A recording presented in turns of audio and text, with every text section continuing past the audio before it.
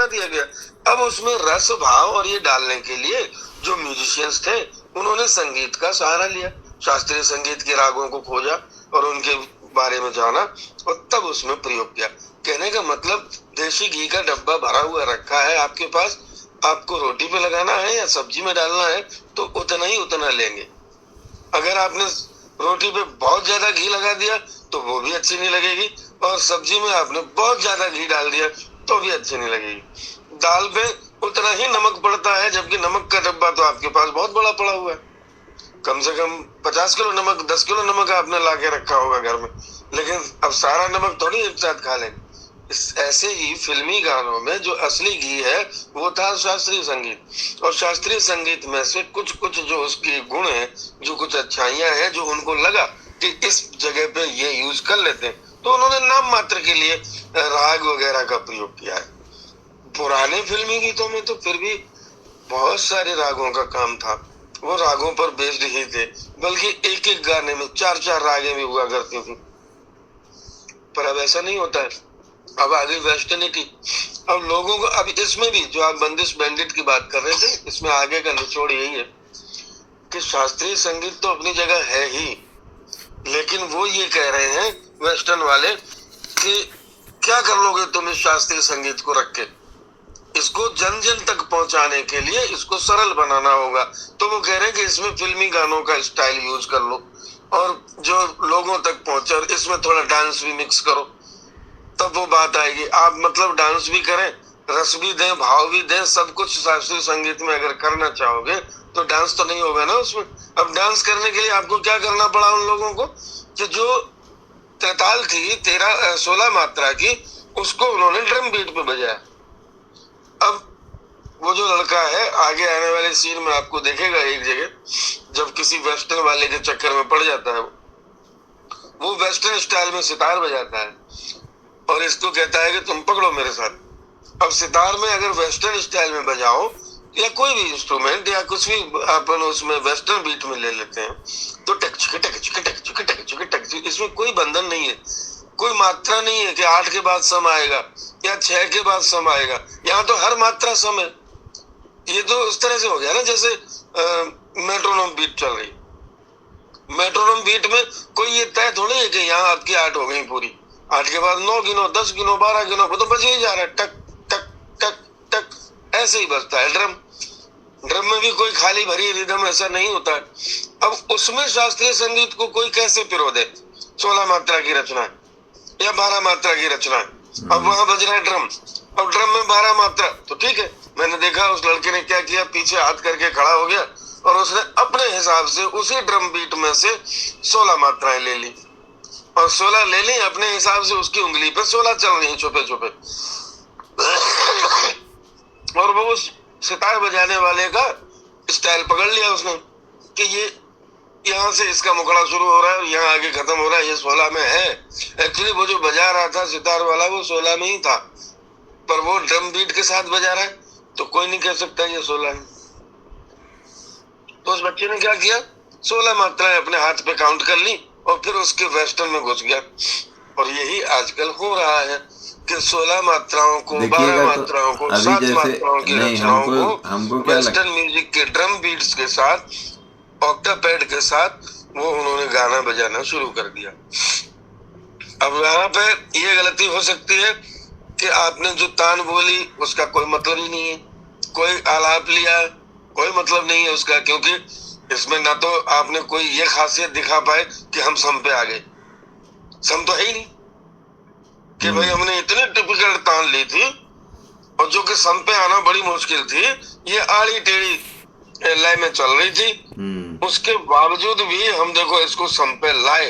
ये है classical music, उसकी शुद्धता, जिसमें 12 मात्रा है तो फिर 12 ही बजेंगी, लेकिन ड्रम बीट में कोई मात्रा नहीं है। तो इसलिए वो लोगों को शास्त्रीय संगीत भी अट्रैक्टिव लगने लग जाता है जब उसको ड्रम बीट के साथ बजाते हैं। थोड़ा फास्ट बीट में जब वो रिदम में आ जाता है तो शास्त्रीय संगीत भी अच्छा लगने लग गया, वो लोकप्रिय होने लगा। वरना शास्त्रीय संगीत के अगर ये गणित और ये मात्राएं और ये हिसाब इसी में अगर लगे रहो तो आपको वो सब चीजें वैसे ही पता चलने लग जाएंगी। लेकिन एक लंबे समय के बाद। पर फिल्मी गानों से रस भाव छंद इत्यादि तो कोई देखता ही नहीं। वो तो वहां तो आनंद दूसरे हैं फिल्म सॉन्ग में। एग्जीबिशन भी है वहां, क्या कह सकते हैं उसको, कि कपड़े वपड़े भी कम पहनते हैं और फैशन डिजाइनिंग और सीनरी, बहुत सारी चीजें उस गाने में जो लोगों को अट्रैक्ट करती हैं। शास्त्रीय संगीत बिल्कुल भी नहीं दिखता है वहां लोगों को फिल्म सॉन्ग में।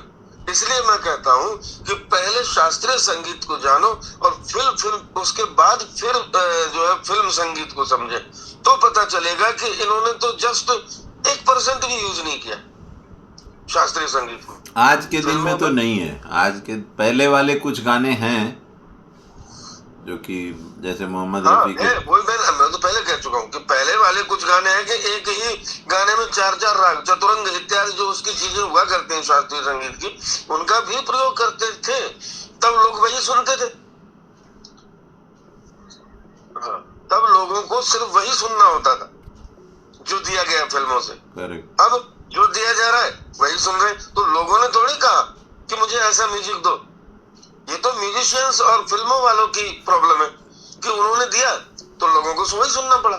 लेकिन आप देखेंगे तो जैसे श्री रविशंकर जी या आला राखा या इवन अभी अभी जो जाकिर हुसैन साहब हैं, ये लोग विदेशों में जाके इसका बहुत ये किए और इन्होंने सिम्फनी या ग्रैमी काफ़ी अवार्ड्स भी लिए अपने इसी तबले के बदौलत।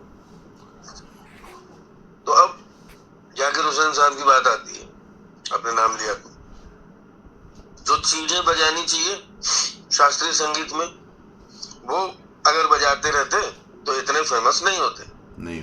वो फेमस इसलिए हुए कि उन्होंने निकाली कबूतर की आवाज, उन्होंने निकाला तबले में ट्रेन की आवाज, जो लोगों को अट्रैक्ट कर जाती है।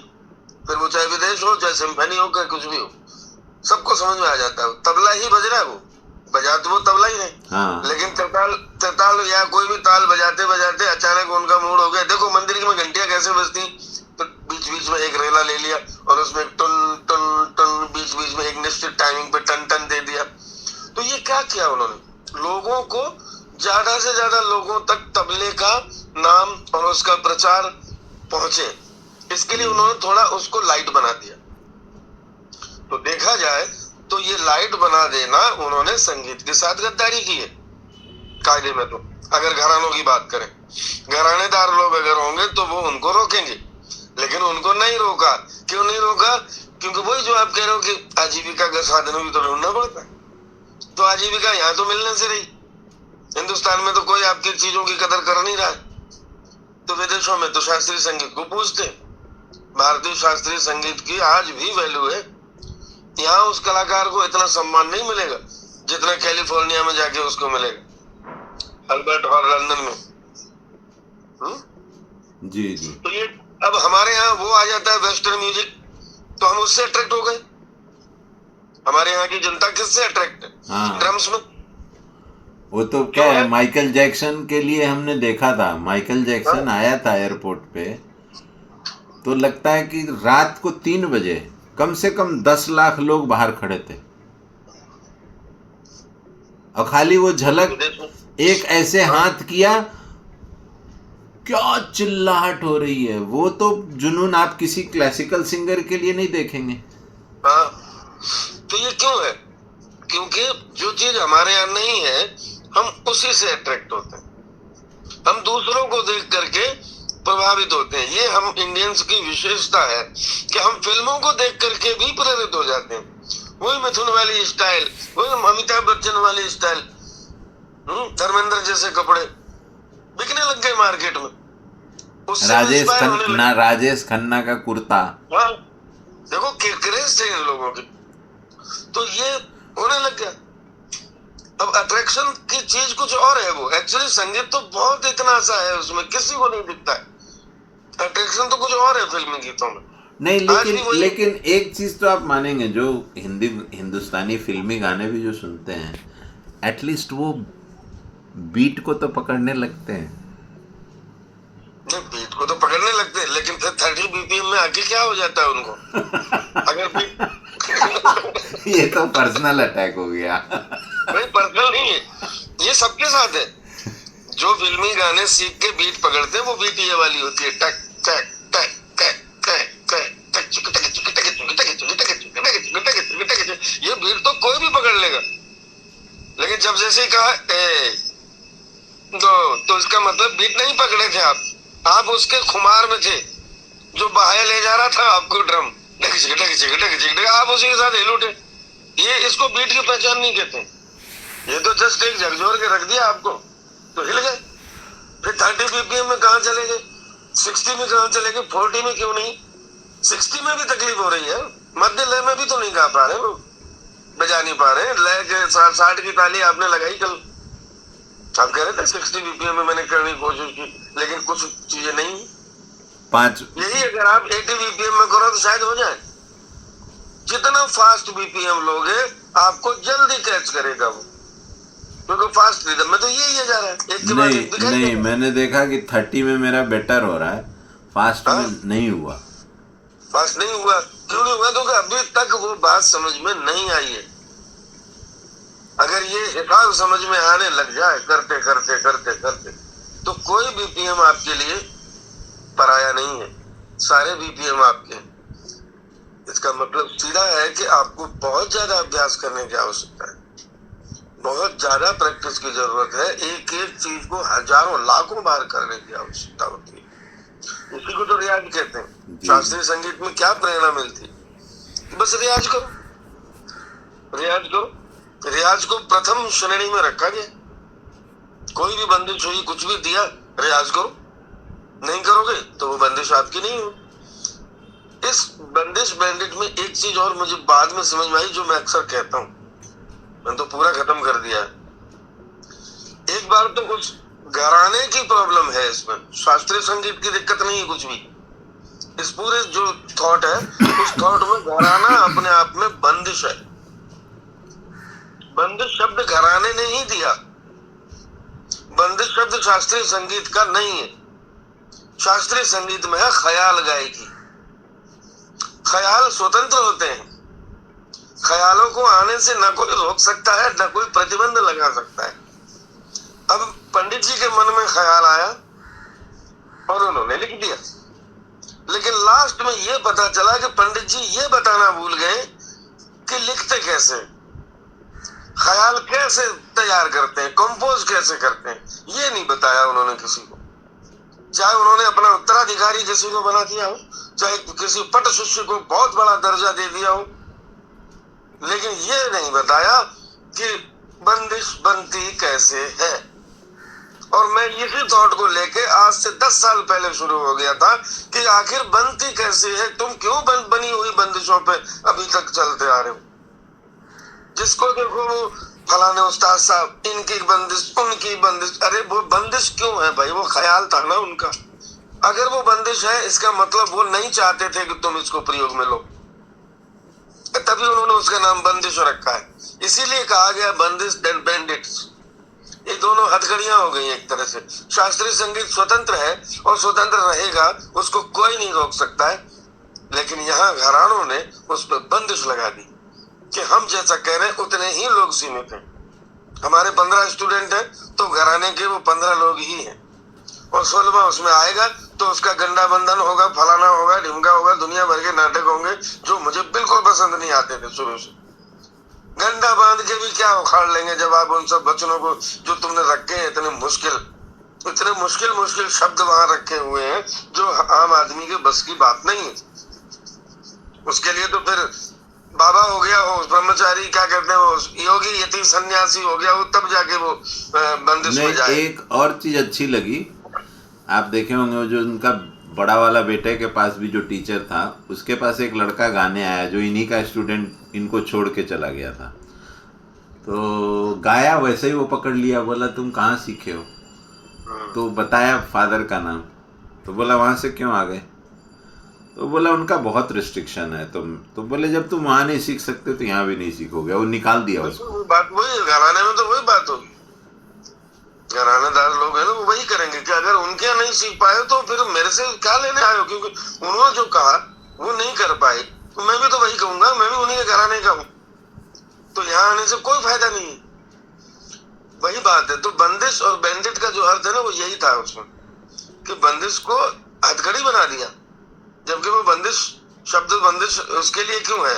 वो तो ख्याल था, ख्याल स्वतंत्र है, गाओ, कोई भी गा सकता है, कहीं भी गा सकता है। फिर उसमें लेकिन उसकी माँ ने उसको बताया, माँ ने बोला पंडित जी को भूल जाओ, मुझे भूल जाओ, तुम स्वतंत्र हो। माँ ने ये बात बोली क्लास में, ये बात बोली है, लेकिन वो पंडित जी नहीं बोल पाए ना। हाँ। तो धीरे धीरे पीढ़ी दर पीढ़ी ये बात चेंज में आई। लास्ट में मैंने इसी थॉट को पकड़ा आखिर में जाके, कि वो बिल्कुल कहीं के नहीं रहते हैं ये लड़का वड़का संगीत में। जब वेस्टर्निटी के साथ मिक्स हो जाते हैं, जब उनको वेस्टर्न म्यूजिक के साथ डिफरेंट कॉर्ड्स, अपोजिट कॉर्ड्स दिए जाते हैं, एक हाथ से दूसरा राग बज रहा है, दूसरे हाथ से दूसरा राग बज रहा है, तो सिंथेसाइजर पे जब इस तरह का माहौल आ जाता है, वहां वो लड़का फेल हो जाता है। वो कहता है कि तुम गलत बजा रही हो। तब उसकी माँ आके फिर बीच में कहती नहीं, वो गलत नहीं बजा रही। इसी को कहते हैं हमारे शास्त्रीय संगीत में जोड़ राग। तब जोड़ राग का शब्द वहां पे उत्पन्न हुआ। अब जोड़ राग क्या है?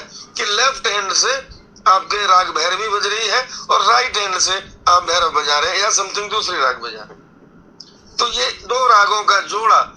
अब वो लड़की जो आई है, एंट्री हुई है लास्ट में, वो कहीं वेस्टर्न म्यूजिक से इंडियन क्लासिकल के मैथमेटिक्स को लेकर के वेस्टर्न में घुसा के, और फिर उसने ये चीज क्रिएट करके लाई कि लेफ्ट हैंड से कुछ और कोड है, राइट हैंड पे लीडिंग कुछ और है। तो वो लड़का वहां कंफ्यूज होता है कि नहीं ये नहीं चलेगा, ये तो राग की हानि है। तब उसकी माँ बताती है राग हानि नहीं है बेटा, ये राग का जोड़ है। और जो हम लोगों ने नहीं सीखा राग को जोड़ करना, एक राग और दो रागे एक साथ गाना, अलग अलग स्केल पे एक साथ गाना दो जनों को। आप गाएंगे पहली काली से, मैं गाऊंगा चौथी काली से, तो षडज पंचम का भाव पैदा होता है। आप गाएंगे माँ से और मैं गाऊंगा सा से, तो षडज मध्यम बन गया। तो ये अलग अलग सिम्फनी और जो आप नाम ले रहे हो हारमोनी, मेलोडी, ये वर्ड से यहीं से तो पैदा हुए शास्त्रीय संगीत से। भारतीय शास्त्रीय संगीत की देन है जोड़ राग। और जोड़ राग का मतलब यही जो मैंने बताया कि एक ही बार में दो राग हैं, दो जने गा रहे, किसी का सा कुछ और है, उसका सा कुछ और है। वो अपने सा पे खत्म करता है, ये अपने पौ पे खत्म करता है, तो दोनों जाके एक जगह ऐसे मिलते हैं। और अलग अलग स्केल से अलग अलग रागों को बजाना लगभग बराबर आ जाता है। नहीं, मैंने देखा है जो ये चारुल है ना, ये बजाती है दोनों हाथ से दो राग। हाँ, इसने सीखा तो है। ये एक बहुत बड़ी कला थी भारतीय शास्त्रीय संगीत की, जो वेस्टर्न में चली गई। अब उन लोगों को लाके यहाँ बताते हैं वो, तब यहाँ शास्त्रीय संगीत वाले कहते नहीं ये तो गलत है। वही बात यहाँ पैदा हुई। तब लास्ट में वो जोड़ राग को ढूंढने के लिए वो लोग जाते हैं कि आखिर पंडित जी ने जो किताब लिख दी पूरी, वो उसमें तो कहीं जोड़ राग का वर्णन ही नहीं। फिर वो ढूंढते ढूंढते लास्ट में जाके उस जहाँ पंडित जी पैदा हुए थे उनकी एक अलग स्टोरी है। अच्छा। वहां पे कोई एक तबले वाला अभी भी जिंदा है, पंडित जी तो मर गए, वो तबले वाला उनके साथ संगत किया करता था। तब उसने कहा कि हम तो तबले के आदमी थे, पर पंडित जी यहीं बैठ के जोड़ राग करते थे। और वो जोड़ राग इसलिए करते थे कि ये बचपन में कहीं से जूते वूते चुराने के लिए जाते थे मंदिर में, तो वहां ये किसी को गाते हुए देखा, उससे प्रभावित हो गए, तो जूते चुराना बंद कर दिया। पर इनके कुछ साथी इसलिए इनको कहते रहे तू बराबर गाता रहेगा अंदर, तब तक हम जूते चुरा लेंगे। ये सिस्टम था इनका बचपन में। तो वो मंदिर में जा जाके गाते रहते थे पंडित जी, जिनको अभी मरा हुआ अभी बताया नहीं होगा शायद, तो नहीं मर गए, तो वहीं से वो गाना गाना सीख गए और वहीं से उन्होंने सब चीजें करना शुरू किया और नए नए ख्याल, नए नए थॉट्स उन्होंने बांट दिए और लिखते रहे। तब वो तबले वाला उनको समझाता है जोड़ राग का हिसाब किताब। बताइए अब आप, जो गायक नहीं बता के गया, सिंगर जो काम करता था, वो ये घराने की ये प्रॉब्लम थी कि वो नहीं बताए किसी को। इतने घमंड में चूर थे, अपने बच्चों तक को तो एस्थेसी कर रखी उन्होंने। क्या तेरे को घर से बाहर निकाल दिया, चल तू वहां जा, तू ये कर, नहीं कराएंगे तेरे को म्यूजिक, कदम मत रखना मेरे रूम में। इतनी शुद्धता के साथ संगीत को साधते थे वो, देंगे नहीं किसी को, ले लो, ले सकता है तो ले लो। यही पुराने लोगों की प्रॉब्लम थी जो आजकल नहीं होनी चाहिए। मैं खुद इसके खिलाफ था और मैंने खुद इसको आगे चल करके इस चीज को बताया कि ऐसा नहीं है कि बंदिश केवल पंडित जी ही बना सकते हैं, बंदिश तो दूसरे लोग भी बना सकते हैं, क्योंकि दिमाग तुम्हारे पास भी है, ख्याल तुम्हारे अंदर भी उपजते हैं, बस उनको दिशा देने की जरूरत है। और दिशा देने का ही काम मैं कर रहा हूँ कि आप धीरे धीरे ख्यालों की तरफ अपने आप उपजने लगेंगे। और कुछ उपजे भी हैं, बहुतों के उपजे हैं, आपके भी उपजे हैं। मैंने एक बनाया भी है बंदिश। हाँ, जब मैंने आपको उस तरफ प्रेरित किया कि नहीं उपजाओ, तो फिर आपने उपजाया एक और बंदिश हुआ। बनना है मेरा। हाँ, और हुआ भी, ऐसी बात नहीं हो रहा, होता भी है, करते हैं तो होता है। अब उस तरफ हम आपका ध्यान ही ना ले जाएं कभी भी, और सिर्फ ये कहते रहे कि ये तो बंदिश मेरी है, इसको आप इस तरह से गाइए। कुछ भी बदल दिया तो गड़बड़, तो हमको नाराजगी होगी। तो बहुत अच्छा रहा आज का ये ज्ञान जो है, और ये एक तरह से बंदिश बैंडिट का एक रिव्यू भी हो गया। और मैंने तो घरानों इसका के प्रचार बहुत किया है, संगीत बहुत घरानों। लोगों को कहा देखने को। नहीं, लेकिन मैं अभी देखा 4 साल बाद। बहुत बहुत शुक्रिया। जय हो।